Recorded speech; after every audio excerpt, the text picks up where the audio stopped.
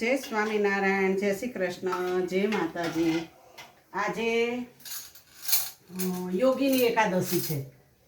આજે એકાદશી કરો તો 84 લાખ ઋષિ મુનિઓને જમાડીએ ને એટલું ફળ મળે.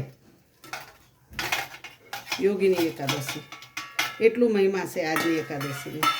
અને કોથમીરની ચટણી, દહીં અને વડા.